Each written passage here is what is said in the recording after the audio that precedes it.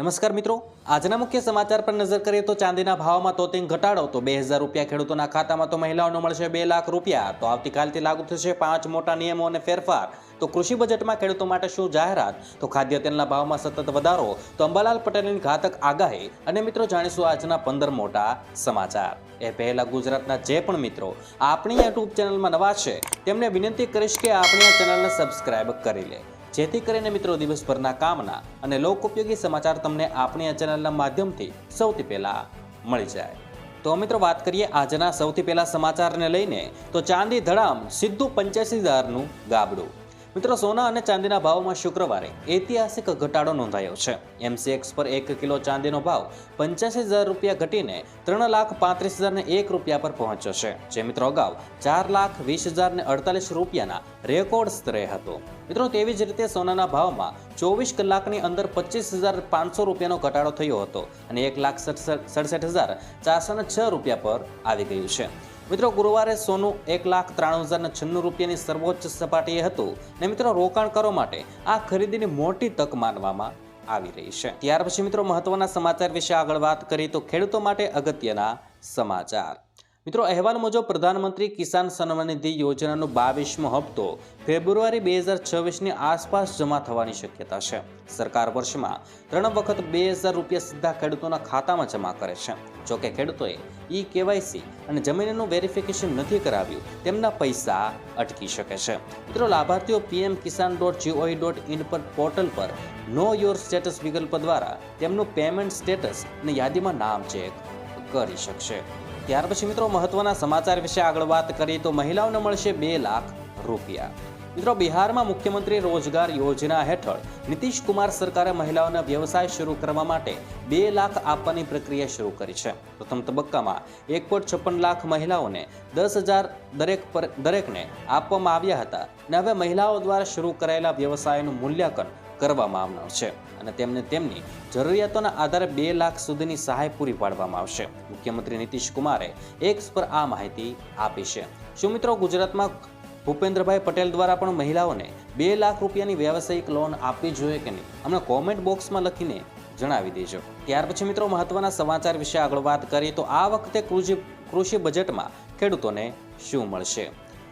મિત્રો કેન્દ્રીય બજેટ 2026 પર દેશભરના ખેડૂતોને મીટ મંડાયેલી છે। ઇકોનોમિક સર્વે 2025 અને 26 મુજબ જીડીપી ગ્રોથ 7.4% રહેવાનું અનુમાન છે અને આ બજેટમાં નકલી બિયારણ રોકવા માટે કડક ન્યૂ સીડ બિલ લાવવાની તૈયારી છે, જેમાં 30 લાખ સુધીનો દંડ અને 3 વર્ષની જેલની જોગવાઈ હોઈ શકે છે। મિત્રો આ ઉપરાંત કૃષિ લોનના લક્ષ્યાંક 32.50 લાખ કરોડથી વધારવા અને વિશેષ કૃષિ યોજના લાગુ કરવાની શક્યતા છે। ત્યાર પછી મિત્રો મહત્વના સમાચાર વિશે આગળ વાત કરીએ તો અંબાલાલ પટેલની તારીખો સાથે ભયંકર આગાહી। મિત્રો હવામાન નિષ્ણાત અંબાલાલ પટેલે રાજ્યમાં કાતિલ ઠંડી વચ્ચે માવઠાની આગાહી કરી નાખી છે। 31 જાન્યુઆરીએ એટલે કે મિત્રો આજે આવનારા વેસ્ટર્ન ડિસ્ટર્બન્સના કારણે ઉત્તર અને પૂર્વ ગુજરાતના વાતાવરણમાં પલટો આવશે। ખાસ કરીને પંચમહાલ, નોર્થ ગુજરાત અને વડોદરાના આસપાસના વિસ્તારોમાં હળવો વરસાદ કે છાંટા પડી શકે છે અને 4 થી 9 ફેબ્રુઆરી વચ્ચે ફરી એકવાર હાડ થીજવતી ઠંડી પડવાની અને બર્ફીલા પવનો ફૂંકાવાની શક્યતા છે। ત્યાર પછી મિત્રો મહત્વના સમાચાર વિશે આગળ વાત કરીએ તો ફરી સિંગતેલના ભાવમાં વધારો। મિત્રો રાજકોટમાં સિંગતેલ અને કપાસિયા તેલના ભાવમાં ભડકો જોવા મળી રહ્યો છે। 7 દિવસમાં બીજી વખત સિંગતેલના ડબ્બે 30 રૂપિયાનો વધારો થતાં ભાવ 2,900 રૂપિયાને પાર કરી ગયો છે।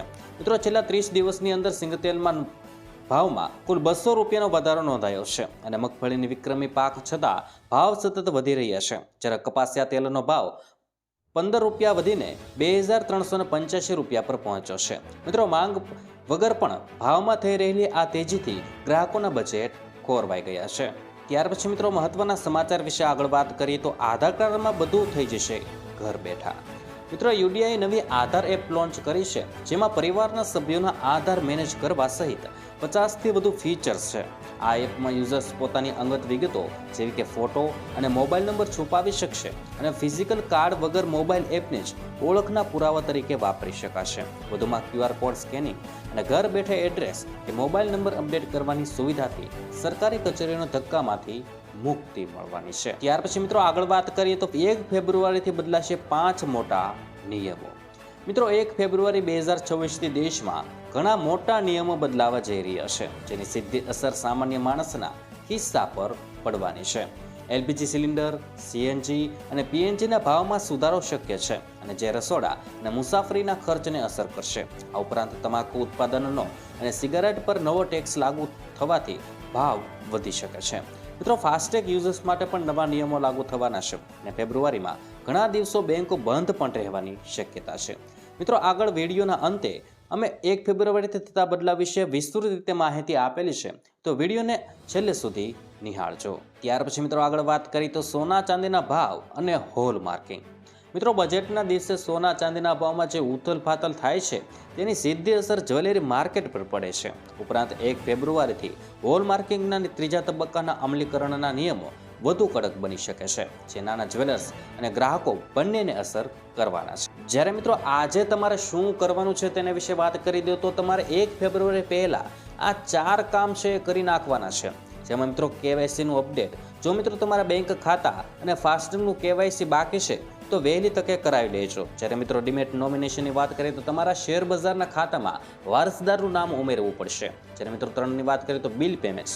મિત્રો, જાન્યુઆરીના બાકી વીજળી બિલ કે ક્રેડિટ કાર્ડ બિલ 31 તારીખ પહેલા ભરી નાખજો. જ્યારે મિત્રો બજેટનું પ્લાનિંગ કરો છો તો જો તમારે મોટી ખરીદી જેમ કે કાર કે સોનું કરવી હોય તો બજેટની જાહેરાત પહેલા ભાવના ટ્રેન્ડ પર નજર રાખી દેજો. ત્યાર પછી મિત્રો આગળ વાત કરીએ તો ફાસ્ટેગ અને વાહન વ્યવહારના નિયમો. મિત્રો, national highway authority of India એટલે કે NHAI 1 ફેબ્રુઆરીથી વન વ્હીકલ વન ફાસ્ટેગના નિયમને વધુ કડક બનાવવાની જાહેરાત કરી નાખી છે. જ્યારે મિત્રો કેવાયસી અપડેટ વિશે વાત કરીએ તો જો તમારા ફાસ્ટેગનું કેવાયસી અધૂરું હશે તો 1 ફેબ્રુઆરીથી તમારો ટેગ બ્લેક લિસ્ટ થઈ શકે છે. આનાથી તમારે ટોલ પ્લાઝા પર ડબલ ટેક્સ ચૂકવવો પડી શકે છે.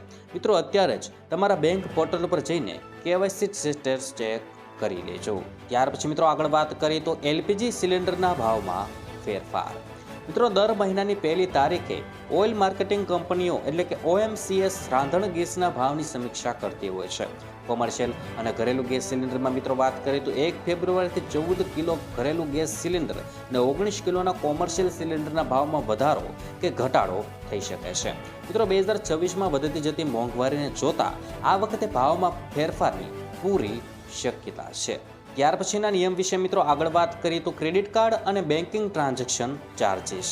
મિત્રો, ઘણી મોટી બેન્કો જેમ કે SBI, ICICI અને HDFC 9 ફેબ્રુઆરીથી તેમના ક્રેડિટ કાર્ડ રિવોર્ડ પોઈન્ટ્સ અને ફ્રી સ્ટ્રક્ચરમાં ફેરફાર કરી રહી છે. યુટિલિટી બિલ પેમેન્ટ્સમાં જો વાત કરીએ તો જો તમે ક્રેડિટ કાર્ડથી વીજળી કે પાણીનું બિલ ભરો છો તો અમુક મર્યાદાથી વધુ રકમ પર 1% થી 2% સુધીનો વધારાનો ટ્રાન્ઝેક્શન ચાર્જ લાગુ થઈ શકે છે. જ્યારે મિત્રો રેન્ટ પેમેન્ટની વાત કરીએ તો ક્રેડિટ કાર્ડ દ્વારા ઘરનું ભાડું ચૂકવવા પર લાગતા ચાર્જીસમાં પણ વધારો થવાની શક્યતા છે.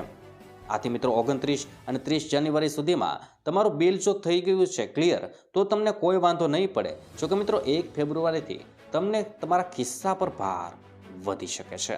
ત્યાર પછી મિત્રો આગળ વાત કરીએ તો 1 ફેબ્રુઆરીથી ઘણા એવા નિયમો છે જે બદલાવા જઈ રહ્યા છે, જેમાં મિત્રો કેન્દ્રીય બજેટ 2026ની સીધી અસર થવાની છે.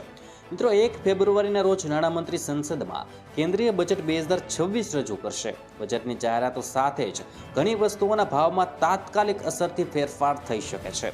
મિત્રો, કસ્ટમ ડ્યુટીની વાત કરીએ તો જો સરકાર ઇલેક્ટ્રોનિક આઇટમ કે સોના ચાંદી પર કસ્ટમ ડ્યુટીમાં ફેરફાર કરશે તો 1 ફેબ્રુઆરીની સાંજથી જ એના ભાવમાં વધારો કે ઘટાડો થઈ શકે છે. જ્યારે મિત્રો નવો ટેક્સ સ્લેબ વિશે વાત કરીએ તો આવકવેરા 1ના નિયમોમાં જે પણ ફેરફાર થશે તેની અસર આગામી નાણાકીય વર્ષ એટલે કે 1 એપ્રિલ 2026થી થવાની છે, પરંતુ તેની જાહેરાત ફેબ્રુઆરીના પ્રથમ દિવસે જ થઈ જશે.